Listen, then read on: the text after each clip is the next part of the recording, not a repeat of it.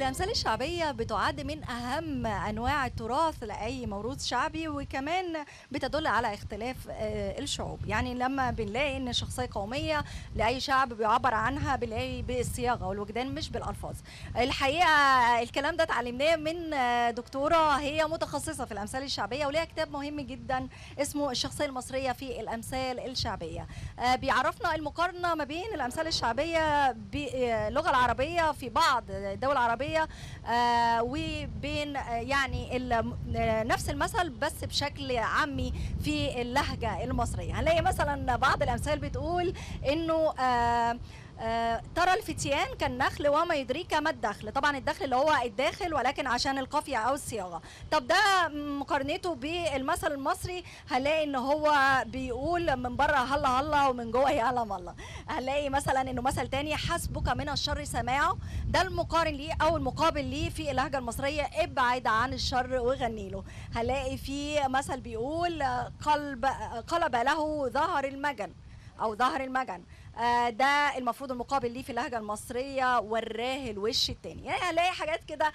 اللهجة العامية اللي احنا بنشوفها دي يعني مش جاية من فراغ، أكيد ليها مقابل في اللغة العربية. شرح أكتر وهنتعلم يعني إيه أمثال شعبية، هنتعلم قد إيه بتعبر عن الشخصية المصرية بشكل خاص، وممكن تعبر عن أي شعب تاني باستضافة ضيفتي اللي مشرفاني دكتورة عزة عزت، الأستاذ بكلية الإعلام جامعة المنوفية. برحب بحضرتك معايا. اهلا بيكي. طبعا كل سنة وحضرتك طيبة وانتوا وبنصبح طيبين. على حضرتك. وانتوا طيبين. الأمثال الشعبية بحر كبير جدا من العلم. جدا جدا. حضرتك قصدتي ان انت تتعمقي فيها ويعني تبحري فيها. اه طبعا انا اصلا مغرمه بيها من وانا طفله، وكان عندي حلم كده ان اعمل كتاب عن الامثال الشعبيه، وبعدين بعد ظروف كتيره ذكرتها في الكتاب، حتى لان انا ابتعدت عن الفكره فتره، وبعدين رجعت تاني بعد ما جمعت كم هائل. واللي لفت نظري ان انا كنت عايشه في بلد عربي، فلما رجعت حسيت ان الشعب المصري اتغير جدا. امم فعايزه اقيس ملامح التغير دي في اتجاه السلب ولا في اتجاه الايجاب. هل فعلا ده مجرد احساس كده؟ احنا دايما نقعد نقول الزمن الجميل والناس وبتاع، هل ده حاصل فعلا ولا لا؟ فلقيت انه اكتر حاجه ممكن تعبر عن الشخصيه المصريه وترسم بورتريه لسمات الشخصيه المصريه هي الامثال الشعبيه، او هي عموما التراث الشعبي حضرتك الشفهي. بتقولي حضرتك بدأتي وانت صغيرة قوي تهتمي بالأمثال اه الشعبية. يعني معروف الطفل وهو صغير يهتم بالموسيقى بالقراءة لا، احنا كنا في ايام ثانوي كل اه الناس عندها دفتر بيكتبوا فيه اغاني، انا كنت ايوه. بكتب امثال. ليه بقى؟ ليه ايه اللي جذب حضرتك للأمثال هي الشعبية حاجه تحديدا؟ حريفه، وانا الحقيقه كانوا بيضربوني على فكره زمان عشان بقعد مع الكبار، ما تقعديش مع الكبار، بس انا كنت بيعجبني كلام الستات الكبار ويقعدوا بقى يقولوا امثال فكان ليها جرس وبتلخص موقف كده وحكمه. وكان برضو الواحد احلامه كبيره قوي، فكنت عايزه اعمل كتاب ما حدش عمل زيه. وبعدين جيت في اولى ثانوي لقيت ده في كتاب تيمور وفي كتب في الامثال احمد وكتب باشا قيمه. تيمور. طب خلاص انا هعمل ايه بقى؟ فسكت عن الحلم. لكن بعثت الفكره مره تانية، يعني في انا كتابي ده قعدت اشتغل فيه تقريبا 4 سنين. صدر سنه 79، وخد جايزه احسن كتاب في الدراسات الفلكلوريه في معرض الكتاب 98. وانا بشتغل في الكتاب كمان اكتشفت انه الامثال الشعبيه بتعبر عن سمات الشخصيه المصريه الاصيله. لكن بعد التغيرات، لان انا راصده انه من سنه 75 بعد الانفتاح الاقتصادي، وطبعا دلوقتي بقى اكتر بعد الانفتاح الاعلامي بقى والسوشيال ميديا والكلام ده، وهجير العولمه اللي بيجتاح العالم. فالشخصيه المصريه يعني تخلت عن جزء كبير جدا من سماتها، وحسيت انه في مفردات اخرى وتشبيهات وكنايات واقوال مستحدثه الشباب ابتكروها بتعبر عن شخصيتهم هم دلوقتي، او عن الشخصيه المصريه اللي تخلت عن كم من السمات الاصيله. فعملت كتاب تاني او جزء تاني للكتاب اسمه لغه الشارع والتحولات في الشخصيه المصريه. حضرتك عشان كده كنت مهتمة ان انت تقارني ما بين اللهجة المصرية في الأمثال الشعبية واللغة العربية الفصحى؟ انا عامله مبحث في الكتاب عن جماليات اللهجه العاميه المصريه، وانه العاميه المصريه كانت بتاخد المثل العربي ويجري على لسانها وكأنه عامي، مم. لدرجة انك ما تحسيش ان هو ليه اصل يعني باللغه العربيه. حتى في مقولات قرآنية بتلاقيهم بتجري على صحيح. لسان المصريين كأنها مثل شعبي. مثل شعبي، وهي في دي حقيقة. الحقيقة وحديث عن الرسول صلى الله عليه حديث وسلم عن وأقوال الرسول. مأثورة. ده صحيح.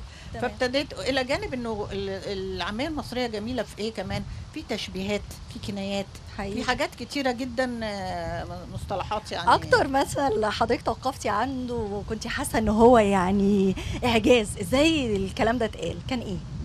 لا كتير، لكن انا اللي لفت نظر عشان انا بشتغل بربط بين الشخصيه المصريه والامثال الشعبيه. ففي آية المصري الصبر. ففي مثل بيعبر تماما عن الشخصيه المصريه، والى جانب انه التراث الشعبي عموما، الموال والاغاني الشعبيه بتتكلم دايما عن حته الصبر. فهي سمة أصيلة في الشخصية المصرية، وفي نفس الوقت في أمثال كده. ففي مثل كانت أمي دايما تردده تقول: إذا صبرتم أجرتم وأمر الله نافذ، ما صبرتم صحيح. كفرتم وأمر الله نافذ. فده سمات بيكرس سمات الشخصية المصرية الراضية القانعة الصابرة، مجموعة سمات كلها بتتكل على الله. يعني في سمات جميلة في الشخصية المصرية بيعبر عنها المثل ده بالذات. حضرتك بتقولي ان في حاجات كتير طرقت على الشخصيه المصريه دلوقتي. يعني هنلاقي جيل الشباب زي ما نقول كده الاكسبريشنز او التعبيرات بتاعتهم، المصطلحات بتاعتهم مختلفه قوي عن زمان. زمان كان في بساطه كده والناس بتتكلم بتلقائيه، يعني دلوقتي لا، دلوقتي في شويه لا، هم برضه بيتكلموا بتلقائيه وببساطه وبيعبروا عن عصرهم، والاقوال بتاعتهم موجزه اكتر من اللازم. بس انا كنت بشوف ان الامثال الشعبيه بتعبر عن قيم أصيلة، وحتى لو فيها بعض التحامق. طبعا الشخصية المصرية من أبرز سماتها ساخر، وفي إطار السخرية والفكاهة وخفة الظل يتحامق. ممكن هو مش أحمق بس بيتحامق. أيوة. فللأسف ده كان ظاهر في الأمثال الشعبية بنسبة قليلة، لكن معظم الكلمات الجديدة اللي الشباب اللغة الجديدة بتاعتهم دي كأنها بتكرس للقيمة السلبية. يعني مش كأنهم يعني كان زمان مثلا الأمثال بتعيب السلبيات. دلوقتي لا، بيقول لك كأنه بيشجع الرشوة مثلا، أبجني تجدني، ظرفني تعرفني، الحاجات العجيبة دي. بس على فكرة دي بتتقال على سبيل الفكاهة زي ما حضرتك قلت ما هي من شوية، شكل من أشكال التحمق فعلا. لا اللي هو يعني الشعب المصري معروف عنه ان هو بيقابل أي حاجة بسخرية. ممكن يكون ده يعني مقاومة للفساد، بس بشكل ساخر، فبتتقال كده اللي هو ايه يا عم، يعني أبجني تجدني ولا ايه، يعني ممكن تتقال كده، مش تتقال تشجيعا تقريبا. هو يعني لا، الولاد الحقيقة الشباب الصغيرين حتى مثلا المصري فنان ومتقن لعمله، ويقدس الخبرة، ويقيم ويقول لك ده صنايعي ايده تتلفف حرير. أيوة. ويعني يقيم المسألة تماما كده. دلوقتي هو بيقول لك عك وربك يفك. هل ده منطق؟ فحسيت انه يعني الشخصيه المصريه. شايفه حضرتك ان الامثال الشعبيه بدات شويه ما تبقاش موجوده ما بين جيل الشباب؟ يعني زمان كان على لساننا على طول. أيوة، الامهات والكبار دايما، يعني كل الناس الكبار. جت فتره كانت الناس بتعتبر المثل الشعبي ده حاجه بلدي يعني، او ما يصحش تقعدي هانم كده وتقولي على راي المثل، خف استخدامها.